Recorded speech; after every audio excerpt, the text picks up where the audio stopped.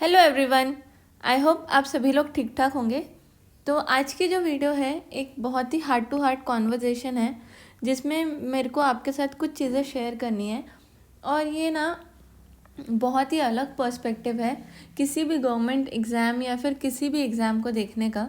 और मुझे लगता है कि ये सारी चीज़ें कोई बोलता नहीं है, लेकिन एक बार आपको इसको थॉट देना चाहिए, आपको इन सब चीज़ों के बारे में सोचना चाहिए। तो चलो स्टार्ट करते हैं। तो क्या हुआ था कि कल मैंने एक ट्विटर पे पोस्ट किया था एंड इट वाज अबाउट इस साल की एक टॉपर है, उनके बारे में था वो। तो उनकी रैंक 100 में भी नहीं है, ठीक है। It is not even in top 100, still she is in limelight. अब आप बताओ, अब ना ये क्यों है? अब ऐसा तो नहीं है कि मैं बस लाइमलाइट दे रही हूँ, सब लोग उनको पसंद कर रहे हैं इसीलिए शी इज़ इन लाइमलाइट। सब लोग उनको इंटरव्यू के लिए बुला रहे हैं। तो ठीक है, उन अभी बहुत लोग बोल रहे हैं कि उनके लुक्स हैं, ये है वो है, वो सारी चीज़ें एक बात है। बट और भी बहुत सारे रीजंस है जिसकी वजह से जो भी आप देखना, कोई भी जो वीडियो बना रहा है उनके साथ इंटरव्यू, तो वो थंबनेल में क्या लिखते हैं? थंबनेल में वो ये लिखते हैं कि she travelled plus still manage to clear UPSC, ऐसे ऐसे थंबनेल लिखते हैं। तो ये सारी चीज़ें, अब ऐसा ये इसीलिए लिखते हैं क्योंकि ऑडियंस को पसंद आता है। तो मैंने बस यही पोस्ट डाला था। मैंने बोला था कि एक लड़की है, एक इस साल की टॉपर है, उनको उनकी टॉप 100 में रैंक नहीं आई है, फिर भी she is making limelight because what she did is that is very different from what other people do while they prepare for this exam। ठीक है, तो उनने कन्वेंशनल पाथ नहीं फॉलो किया। what she did is उनने अपना 2 attempt दिए और उनको लगा कि ठीक है नहीं हो रहा, क्योंकि 2 अटैम्प्ट में उनका प्रीलिम्स नहीं हुआ था, तो वो अपने मास्टर्स के लिए चली गई। अब देखो, मास्टर्स के लिए चली गई और फिर even while she was preparing, even फिर भी वो प्रिपेयर कर रही थी। She use to travel every 15 days, और क्योंकि वो उनकी हॉबी थी। तो अब यहाँ पे मुझे बहुत सारे लोग ये बोलने लगे कि यू डोंट अंडरस्टैंड कि वो she is from rich background, it is very easy for her to have a plan B, ये सारी चीज़ें वगैरह वगैरह। तो अब देखो, मेरा तो इंटेंशन ये नहीं था कि मैं आपको ये बोलूँ कि आप जाके ट्रैवल करो, ठीक है, या तो आप जाके फॉरेन में जाके मास्टर्स करो। मैंने तो उस पोस्ट में कहीं पे भी ऐसा बोला नहीं। मेरा इंटेंशन ये था कि आप उससे सीखो और आप ये सारी चीज़ें समझो कि ये जो एग्ज़ाम है ये बहुत अनप्रेडिक्टेबल है। ठीक है, ये एग्ज़ाम अनप्रेडिक्टेबल क्यों है? तो मैं आपको एक थोड़ा सा पर्सनल एक्सपीरियंस देती हूँ। अभी मैं आपको बताती हूँ कि मेरे जो मेंस में ना, अब की मतलब मैंने लास्ट ईयर मेंस दिया था, तो मेंस का अभी रिज़ल्ट आया, मार्कशीट आई। तो मैंने अपने मार्क्स देखे, तो मेरे एस्से में बहुत कम मार्क्स है, जबकि मेरा एस्से का पेपर बहुत अच्छा हुआ था। और जब मैं लिख के आई थी तो मुझे बहुत होप्स थे कि इसमें तो आराम से मुझे 120 के ऊपर ही आएंगे। और इवन जब मैं टेस्ट सीरीज़ लिखती थी तो हमेशा मुझे 110 के ऊपर आते थे।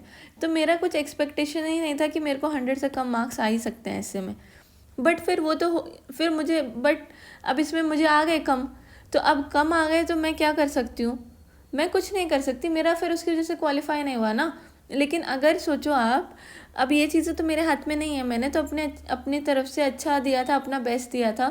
बट अब वहाँ पे अब पता नहीं एग्जामिनर को मेरा पर्सपेक्टिव नहीं समझ आया होगा इससे में, तो मुझे कम आ गए।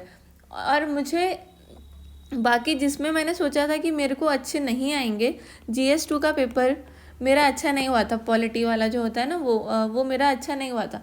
लेकिन फिर भी उसमें मुझे एवरेज मार्क्स आए हैं, अबव एवरेज ही आए हैं, कैसे ऐसा कह सकते हैं। तो अब यहाँ पे क्या होता है, ये सारी चीज़ें जो है ना, मेंस में बहुत ज़्यादा सब्जेक्टिविटी है। मेंस का जो पेपर है उसमें बहुत सब्जेक्टिविटी है। प्रीलिम्स तो एक टाइम पे फिर भी ठीक है कि आपको पता चल जाता है कि आपने जो किया है उस हिसाब से आपको मार्क्स मिलेंगे, है ना। आप तो खुद से कैलकुलेट कर लेते हो, ऑलमोस्ट शाम तक या 1-2 दिन में आपको पता चल जाता है कि ये पेपर क्लियर हो रहा है कि नहीं हो रहा। लेकिन मेंस तो इतना ज़्यादा सब्जेक्टिव है, वो पूरी सारी चीज़ें एग्जामिनर पर डिपेंड करती है। अगर आप अपना बेस्ट दे के आए हो या फिर अपना वर्स्ट दे के आए हो तो भी बहुत ज़्यादा अनप्रेडिक्टेबल है ये। तो यही चीज़ है, इसीलिए ये एग्ज़ाम बहुत अनप्रेडिक्टेबल है। ये बस एक एस्पेक्ट है, ऐसे कई सारे एस्पेक्ट हैं जिसकी वजह से ये एग्ज़ाम अनप्रेडिक्टेबल है और इसीलिए ये एग्ज़ाम ज़्यादा डिफ़िकल्ट भी है।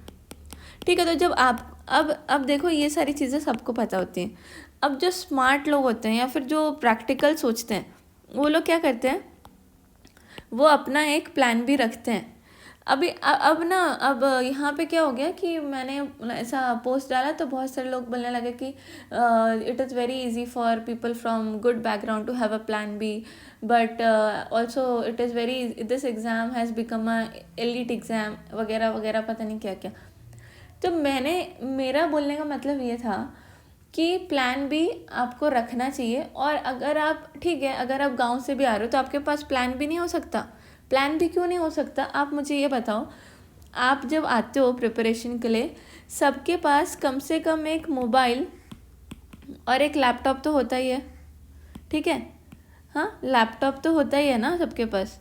अगर ये चीज़ें नहीं भी, लैपटॉप चलो नहीं भी है लेकिन मोबाइल तो होता है। आजकल लोग, अगर आपको ना अर्ज होगी या अगर आपको डिज़ायर होगी ना पैसे कमाने की, तो लोग कहाँ से कहाँ मोबाइल से पैसे कितने कमा लेते हैं, फ्रीलांसिंग करके, क्या क्या करके। बट फिर आपको तो लोग ऐसे हैं ना, इस चीज़ को ऐसा ले लेते हैं कि नहीं, हम तो गांव से आए हैं, हमारा तो क्या ही होगा, हम तो कुछ नहीं कर पाएंगे, ये एग्ज़ाम निकल गया तो निकल गया, नहीं तो फिर बस हो गई, ज़िंदगी ख़त्म है, बस इतना ही है। अभी अगर आपकी थिंकिंग ही ऐसी है, अगर आपकी मेंटालिटी ही ऐसी है, तो आप क्या ही कर पाओगे। मेरा बोलने का मतलब तो ये था ही नहीं।